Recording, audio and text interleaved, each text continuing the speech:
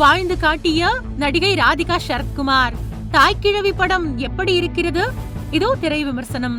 பணத்தின் மீதும் சொத்தின் மீதும் மனிதர்களுக்கு ஏற்படும் பேராசை என்பன உள்ளிட்ட பல விஷயங்களை கையில் எடுத்துக்கொண்டு அதை எந்த அளவிற்கு நகைச்சுவை கலந்து சலிப்பு தட்டாமல் சுவாரஸ்யமாக கொடுக்க முடியுமோ அந்த அளவிற்கு தாய்க்கிழவி படத்தை அறிமுக இயக்குனர் சிவக்குமார் முருகேசன் ரசிகர்களுக்கு கொடுத்திருக்கிறார். தாய்க்கிழவி படம் தியேட்டர்களில் வெளியாவதற்கு முன்பே இயக்குனர் வெற்றி பெற்று விட்டார்.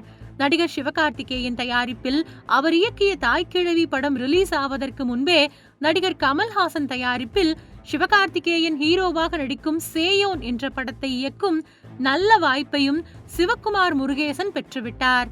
இதற்கு காரணம் பவுனுத்தாயி கேரக்டரில் ராதிகாவை இயக்குனர் ஜெயிக்க வைத்திருக்கிறார் என்றால் அது மிகையல்ல. தாய்க்கிழவி படத்தில் ராதிகா சரத்குமார் பிராஸ்தடிக் மேக்கப் போட்டுக்கொண்டு கிராமத்தில் உள்ள தண்டட்டி கிழவியாக அச்சு பிசகாமல் நடித்துள்ளார். தாய்க்கிழவி படத்தின் கதை குறித்து இப்பொழுது பார்க்கலாம்.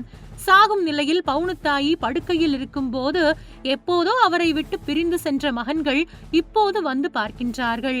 ஆனால் வீட்டிற்குள் வரக்கூட முடியாமல் அவர்கள் வெளியே உட்கார்ந்திருக்கிறார்கள். இதற்கு காரணமான பிளாஷ்பேக் காட்சிகள் விரிவடைகிறது. சொத்தை பிரித்து கேட்கும் மகன்களிடம் என் புருஷன் சொத்து, கடைசி வரை நான் தான் ஆண்டு அனுபவிப்பேன் என்று சொல்லி பவுனுத்தாயி மகன்களை விரட்டி விடுகிறார். அதனால் தனித்தனியாக சென்ற மகன்கள் தற்பொழுது மீண்டும் அம்மாவை வந்து கவனித்தார்களா? மகன்கள் ஆசைப்பட்டது போல பவுனுத்தாயின் சொத்துக்கள் கிடைத்ததா? கடைசியில் பவுனுத்தாய்க்கு என்ன ஆனது என்பதுதான் தாய்க்கிழவி படத்தின் மொத்த கதைக்களம். இந்த படத்தை ஃபேஷன் ஸ்டுடியோ சுதன் சுந்தரம் மற்றும் சிவகார்த்திகேயன் இணைந்து தயாரித்துள்ளனர்.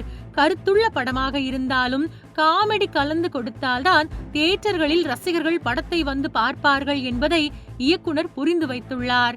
பவுனுத்தாயின் மகன்களாக நடித்துள்ள அருண்தாஸ், சிங்கம்புலி, பாலசரவணன் நடிப்பு, அவர்களின் கேரக்டர் வடிவமைப்பு தான் படத்தை மிகவும் கலகலப்பாக்குகிறது. ராதிகா தனது தேர்ந்த நடிப்பால் ஒரு பக்கம் சிக்ஸர் அடித்துக் கொண்டிருக்க மற்றவர்களும் போதிய ரன்களை சேர்த்து விடுகின்றனர்.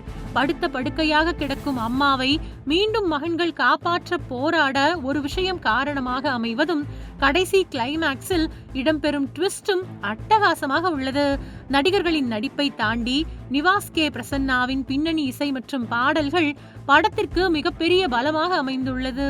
மெகா பிரியாணி விருந்து போல விருமாண்டி பட பாடல் முதல் ஏகப்பட்ட பாடல்களை கமல் ரசிகர்களாக நடித்துள்ள சிங்கம்புலி வாயிலாக படத்தில் வைத்து டைரக்டர் படத்தை தூக்கி நிறுத்திவிட்டார்.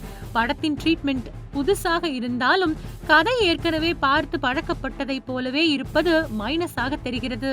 சில இடங்களில் சில காமெடி காட்சிகள் இயல்பாக இல்லாமல் திணிக்கப்பட்டவை போல உள்ளது. ஆனாலும் பெண்கள் எப்படி கெத்தாக வாழ வேண்டும், மனித மனங்களை பணம் எப்படியெல்லாம் மாற்றுகிறது, உறவுகளின் பாசம் எந்த அளவிற்கு முக்கியம் போன்ற முக்கிய மெசேஜ்களை கடத்திய விதத்திற்காகவே இந்த தாய்க்கிழவி படத்தை ரசிகர்கள் கொண்டாடலாம்.